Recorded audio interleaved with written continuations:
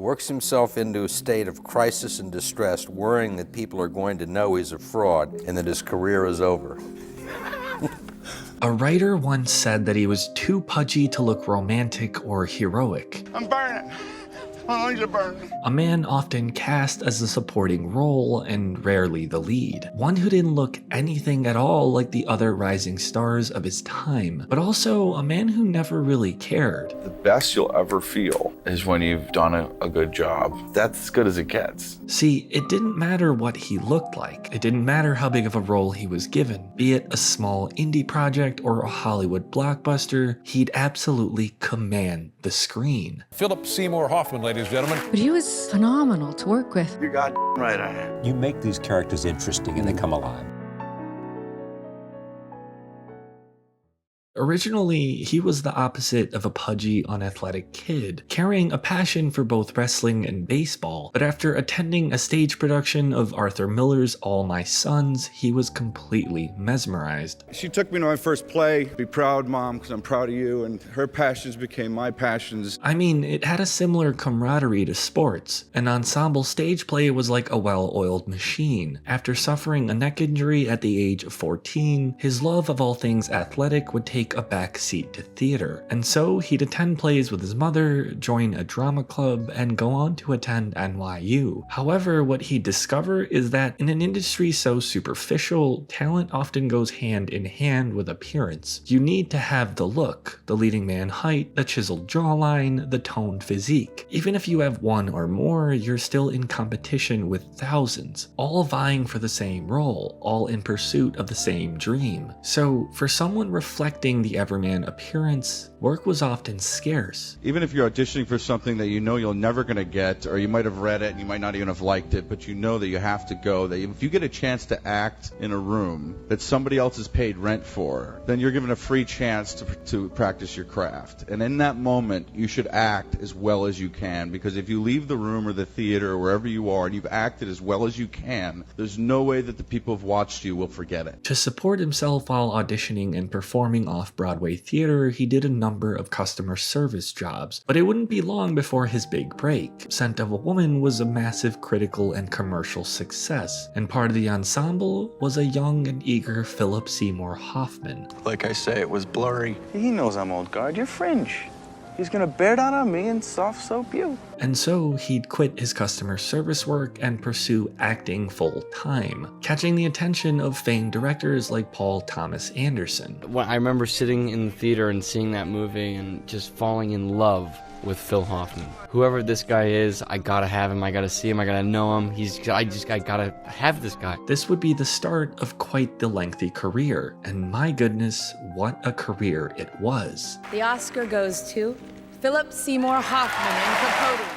I could talk extensively about the dynamic range and character performances, the subtle anger and intense stares, the endearing vulnerability and existential despair, even at times authority and charm. This man was, in essence, a human chameleon. I can tell you this, if he's starring in a movie, whatever character he's playing, it is gonna be a bumpy ride. One that didn't fit the traditional Hollywood standard. However, I think this was a blessing in disguise. See, traditional leading roles often carried an expectation. In an effort to be marketable, they'd carry some level of charm, wit, or authority. Play long enough, you never change the stakes, the house takes you.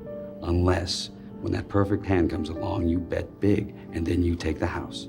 Been practicing this speech, haven't you? A little bit. Did I rush it? Felt like I rushed it. No, it's good. I liked it. Passive protagonists weren't all that common, so a lot of the leading men roles carried the same macho tough exterior paired with an underlying struggle. In Hoffman's case, he was usually a member of the supporting cast, characters who could be vastly different in any given film, ones that allowed him to explore different attitudes, expressions, and overall delivery, without being pigeonholed into a specific typecast. These people that I was going to play were not me. The thing I had to look at was how were they similar to me and how were they different from me. It was essentially a Hollywood miracle, but that's not to say he can't play the role of the assertive leader. You've wandered from the proper path, haven't you?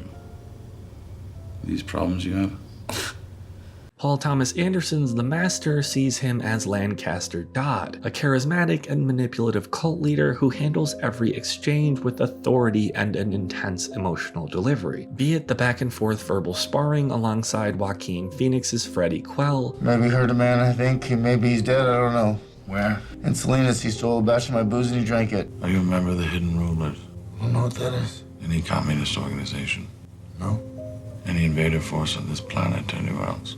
No, sir. Or the way this character handles criticism in the face of his peers. This is my favorite scene from The Master. Hoffman begins with a subtle, self-assured delivery. This is the vessel you're existing in now. The entire room listening to every word with bated breath. It's clear he's effective in manipulating those with the potential to be influenced. But what happens when he runs into someone whose sole purpose is to sow doubt? I still find it difficult to see the proof with regards to past lives. Who has a rebuttal for every claim. The Earth is not understood to be more than a few billion years old. Well, even the smartest of our current scientists can be fooled. Lancaster Dodd knows he's in a room full of his peers. He can't back down, especially with only one individual's opposition. You can understand skepticism. Yes, can you not? yes. For without it, we'd be positives and no negatives. Yet, the more he humors the critic, the more his arguments fall apart. As he notices the room fade from eager interest to an apprehensive doubt, he grows more manic. There's nothing I can do for you if your mind has been made up. Assertive yet shaky in his delivery. You seem to know the answers to your questions. Why do you ask? Until eventually, the opposition breaks his facade. Oh, if you already know the answers to your questions, then why ask? Pig. He's left with no other option than to dismiss him entirely. If you don't mind, a good night to you. Then you have the no-nonsense character of Gust in Charlie Wilson's War. You stood there and you listened to me? Well, stand at the door. Don't be an idiot. I bugged the scotch bottle. What? It's got a little transmitter on it. I got a little thing in my ear. Get past it. This is a masterclass in physical delivery. Before he commands the room, there's often a slouched posture and measured pacing. He sets the tone before ever even delivering a line. Then there's the timing. He's a master of pauses, taking just enough time between lashing out or being criticized to let the moment sink in. My loyalty? For 24 years, people have been trying to kill me. People know how. If there's a comedic follow-up line, he'll let the tension fade before delivering. I've spent the past 3 years learning Finnish, which should come in handy here in Virginia. If there's a deflation in anger, he'll take a moment to gather himself. Yeah, my friend, I'm gonna need you for a second. There's almost never a lapse in dialogue. You get the feeling he's both conscious of his timing, yet operating entirely off of instinct. Despite rarely being the lead, he almost always steals the show. Go yourself, you child. You're gonna have the will to actually fail and look like an ass and probably be bad and all these things in front of people. You're gonna have to actually do that in order to be good. I don't know if it's his unconventional appearance or his booming tone, but even in lighter-hearted films like Punch Drunk Love or The Big Lebowski, he manages to pair comedic delivery with an intense energy. Now get the out of here, pervert! Didn't I warn you? That's that. It doesn't feel like he's trying to make you laugh, but more so invested in being true to his character. But what about those with darker themes like that of John Patrick Shanley's Doubt? Hoffman's performance in this film rivals that of Meryl Streep. You were trying to protect the boy. That's right. Arguably the greatest actress of all time. The film's title refers to both the ambiguity surrounding the allegations levied towards Father Brendan Flynn. Did you give Donald Miller wine to drink? No. Mental reservations? No. You lie. And the rattled faith of Sister Aloysius. In the pursuit of wrongdoing, one steps away from God. It leaves the priest's guilt open to interpretation, though it's often implied. You should have let it alone. Not possible. However, throughout the film, Flynn is shown to be an empathetic, sincere, and persuasive individual. When you are lost, you are not alone. Approaching his students and clergy with gentle tones and open body language, he feels like less of a superior and more of a peer. But the dynamic changes when the accusations are brought to his attention. You have taken vows, obedience being one. You answer to us! Layers of fear, frustration, and resentment stand in stark contrast to how he behaves in the public eye. Hoffman and Streep deliver a masterclass in subtlety. There's a number of small hesitations and fleeting expressions. As Sister Aloysius picks away at his defense, it's hard to tell whether he's justified in his anger as a man wrongfully accused, I'm not going to let her destroy my spirit of compassion. or flooded with guilt and doing his best to overcompensate. There's things I can't say, even if you can't imagine the explanation. It's Hoffman at his best and most complex, yet my favorite performance is not necessarily his most well-known or his best, but it is the most sincere. Hoffman's portrayal of Wilson Joel in Love, Liza is one of my favorite performances. Please let it go. I need to go to the bathroom. Now, it has some pretty heavy subject matter, as it deals with the sudden passing of his wife and his inability to cope with life after such a loss. Yeah, I don't! I loved Will! I did! I loved Will! All he has is a letter that she left him beforehand, which he refuses to open. I don't want a fucking letter! She left reasons, Will! It's my name! Hoffman portrays Wilson with both a childlike wonder and a desperate need to fill the empty void left by loss. This manifests in fumbling attempts to cope with his pain and awkward encounters with strangers.